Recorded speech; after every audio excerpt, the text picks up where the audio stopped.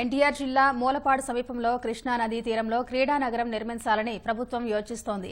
ఇందుకోసం పెదలంక, చిన్నలంక గ్రామాల పరిధిలో 1600 ఎకరాల్ని ప్రాథమికంగా గుర్తించింది. అత్యాధునిక వస్తువులతో స్పోర్ట్స్ సిటీని, అంతర్జాతీయ ప్రమాణాలతో క్రికెట్ స్టేడియం నిర్మించాలని ప్రతిపాదించింది.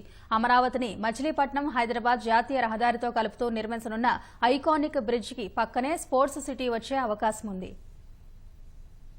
నవనగరాల కాన్సెప్ట్ లో భాగంగా రాజధాని అమరావతిలోని స్పోర్ట్స్ సిటీని మొదట ప్రతిపాదించారు. రాజధానిలో భూముల లభ్యత చాలా తక్కువగా ఉండడంతో స్పోర్ట్స్ సిటీకి 100 ఎకరాలకు మించి కేటాయించలేమని సిఆర్డీఏ అథారిటీ సమావేశంలో స్పష్టం చేశారు. స్పోర్ట్స్ సిటీ ఏర్పాటుకు 100 ఎకరాలు ఎటూ చాలదు. క్రికెట్ స్టేడియం నిర్మాణానికే 60 ఎకరాలకు పైగా కావాలి. అందుకే ప్రత్యామ్నాయంగా కృష్ణానదికి రెండో పక్కన స్పోర్ట్స్ సిటీ ప్రతిపాదన తెరపైకి తెచ్చారు. కృష్ణానదిపై ఐకానిక్ బ్రిడ్జి నిర్మాణం పూర్తయితే స్పోర్ట్స్ సిటీ కూడా దాదాపు రాజధానిలో భాగంగానే ఉంటుంది. స్పోర్ట్స్ సిటీ కోసం పరిశీలిస్తున్న పెదలంక, చిన్నలంక గ్రామాల పరిధిలో ఎక్కువగా ప్రభుత్వ భూములు ఉన్నాయి. రైతులు వాటిని సాగు చేసుకుంటున్నారు. వాటితో పాటు పట్టా భూములకు తగిన పరిహారం చెల్లించి తీసుకునే యోచనలో ప్రభుత్వం ఉన్నట్లు తెలుస్తోంది.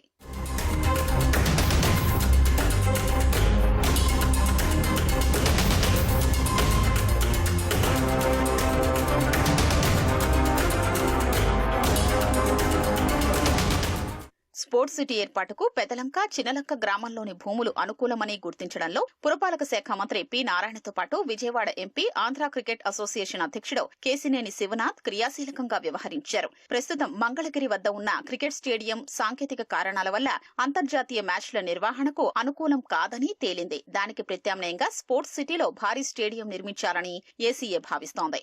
అహ్మదాబాద్ లోని నరేంద్ర మోదీ అంతర్జాతీయ క్రికెట్ స్టేడియం స్థాయిలో సుమారు 1,25,000 మంది వీక్షించే సామర్థ్యంతో స్టేడియం నిర్మించాలన్నది ఏసీఏ ప్రతిపాదన. పార్కింగ్ వంటి వసతులతో కలిపి ఇక్కడ క్రికెట్ స్టేడియం నిర్మాణానికి దాదాపు 100 ఎకరాల వరకు అవసరమవుతుంది. ఈ స్టేడియం నిర్మాణానికి అయ్యే ఖర్చులో 60% ఇచ్చేందుకు బీసీసీఐ అంగీకరించింది. మిగతా 40% ఏసీఏ భరిస్తుంది. మౌలిక వసతులకయ్యే ఖర్చులోనూ కొంత ఇచ్చేందుకు బీసీసీఐ ముందుకొచ్చింది. అమరావతి స్పోర్ట్స్ సిటీలో క్రికెట్ స్టేడియం నిర్మాణం పూర్తయితే 1 సంవత్సరంలో కనీసం 10 అంతర్జాతీయ మ్యాచ్లు కేటాయించేందుకు బీసీసీఐ అంగీకరించినట్లు సమాచారం. మంత్రి లోకేష్ ఇటీవల దుబాయ్, విశాఖలో క్రికెట్ మ్యాచ్లకు హాజరైనప్పుడు బీసీసీఐ అధ్యక్షుడు జైషాతో ఈ అంశంపై చర్చించారు. అంతర్జాతీయ మ్యాచ్లు కేటాయించేందుకు ఆయన హామీ ఇచ్చినట్లు తెలిసింది.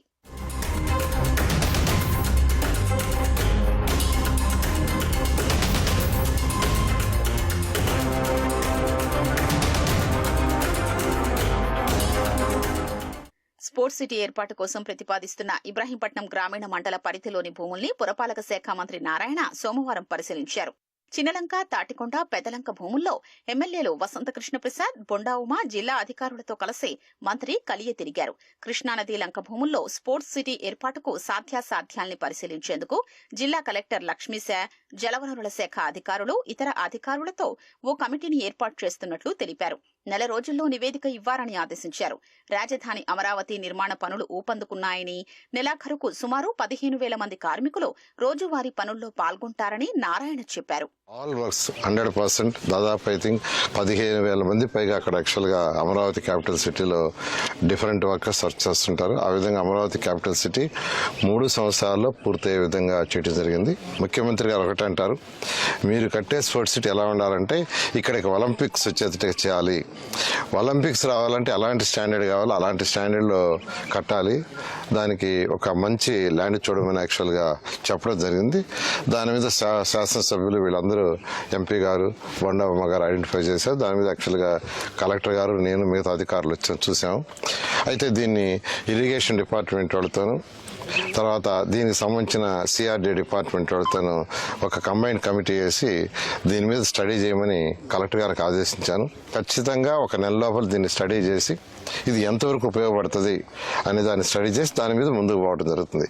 ఆ స్టడీ చేసిన తర్వాత ముఖ్యమంత్రి గారికి వివరిస్తాము. వారు ఇచ్చే డైరెక్షన్ ప్రకారం ముందుకు పోయి ఏం చేయాలో చేయడం జరుగుతుంది.